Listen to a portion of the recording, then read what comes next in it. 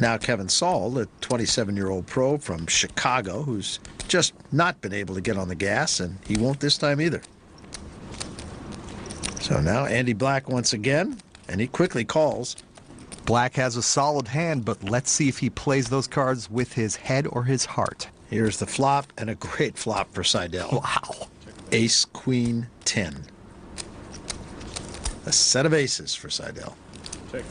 Check from Black. And with straight and flush possibilities, I don't think Eric Seidel wants to give a free card.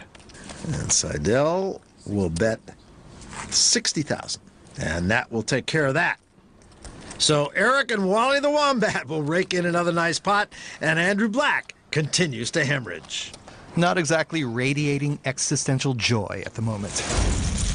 Meanwhile, we check back in downstairs. Antonio Casale finds himself right back in the middle of the action again.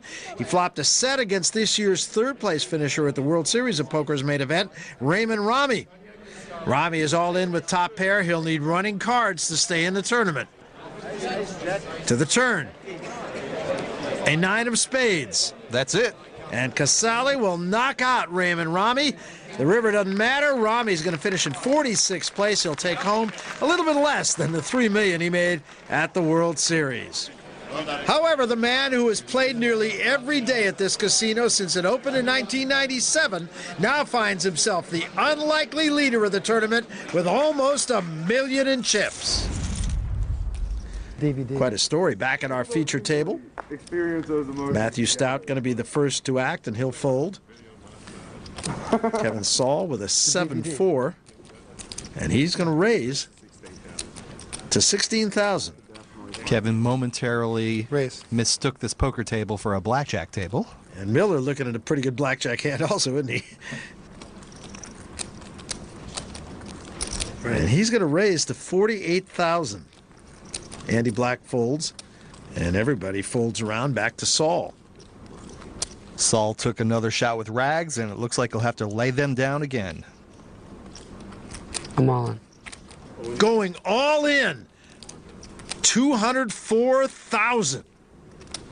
Stephen Miller, the marine biologist from Key Largo, Florida, knows that his ace-king is only badly trailing two hands, aces and kings, and I expect Stephen Miller, therefore, to call this all-in raise. 170 and change. And Kevin Saul will not be pleased. Saul got very impatient there. Call. And Miller will call. I sand. And it's Miller who is all in, his tournament life on the line. That's the one he has. Saul shows him the 4-7. Will it be memorable one way or the other? It will. Despite how ugly this matchup looks, Kevin Saul will win 1 out of 3 times. Here's the flop. Queen 8-3. That was the wrong double down hand. I should have chose 8-3. He went with a 4-7 instead. See, like a 5 on the turn. So now the turn. It is a 5. Sweat card. That gives Kevin Saul 4 additional 4, 5, outs. He's 6, looking 7. for a 4, 6, or 7 on the How about river. this? No paint or ace, and I think I have a legitimate shot. Or a 7 or 6. I know, but no paint or ace, and I have a legitimate shot. You don't deserve one, but you got one. I had And here is the river. Miller's tournament life at risk. It is a jack of diamonds, and Miller will double up. And for Saul, a chip and a chair. Actually 2. But you guys didn't expect me to flip that over. That wasn't what I put you on. You're right, Kevin. Pretty ridiculous, this game they call poker. Welcome back to the main event of the FullTiltPoker.net Aussie Millions Poker Championship. On the main poker room floor, Tiffany Williamson just moved all in. She's got pocket 6s. She was called by Mike Chrysanthopoulos from Melbourne, who turned over pocket queens. Tiffany's going to need a lot of help here in order to stay alive in this tournament. Here is the flop. Oh, a 6 and a queen. They have both flopped sets.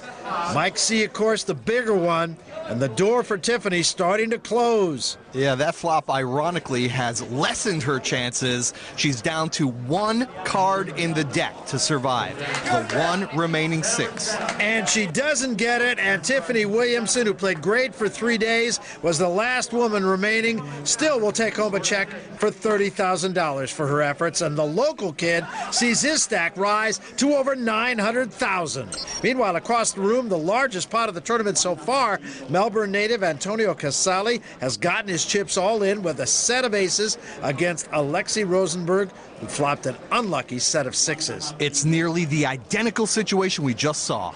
7 of spades on the turn, no help to Rosenberg. He'll need the case 6 on the river or lose this massive pot. The river, a 5 of hearts. Antonio Casale extends his chip lead here in the late going. He gets a congratulatory handshake from Mike Chrysanthopoulos. A couple of Melbourne residents beginning to establish themselves at the Aussie Millions. So here's where we stand, 35 remaining players, and now we go to 6-handed play. Chip leader Antonio Casale over $1.5 million chips. 6-handed play beginning here on our feature table. Tables have changed, and 4 new players have joined Erik Seidel and Andy Black. Dusan Stefsky folds. Now Peter Ling. He's got an ace-7, but he'll fold. Erik Seidel now with pocket 10s. And he is going to raise it up 24,000. Matt Lagarde will fold. Now it's over to Andy Black with an ace-3. He only has 170,000 left, and he gets frisky. He goes all in for that 170,000. That gets Robert Holster out. Now back to Seidel. I call. And he will call.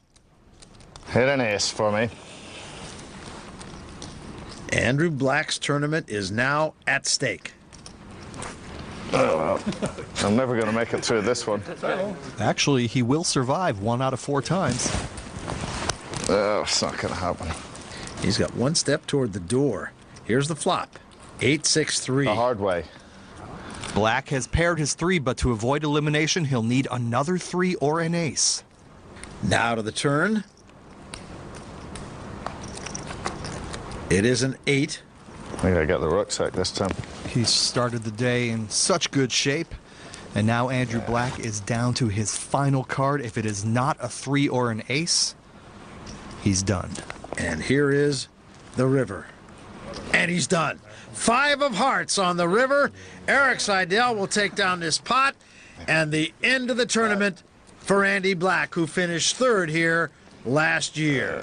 So Andy Black's quest to finally win a major event is going to have to wait yet again. But Erik Seidel and his new poker buddy Wally will end the night in a comfortable position.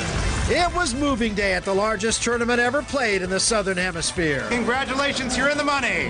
While many came away with that empty feeling, That was terrible. others found moments to last them a lifetime. Pretty ridiculous, this game they call poker. The remaining players look to finish strong, with their sights set on making a run at the final table. He's my pick to win from here. For Michael Koenig, I'm Barry Tompkins. So long, everybody.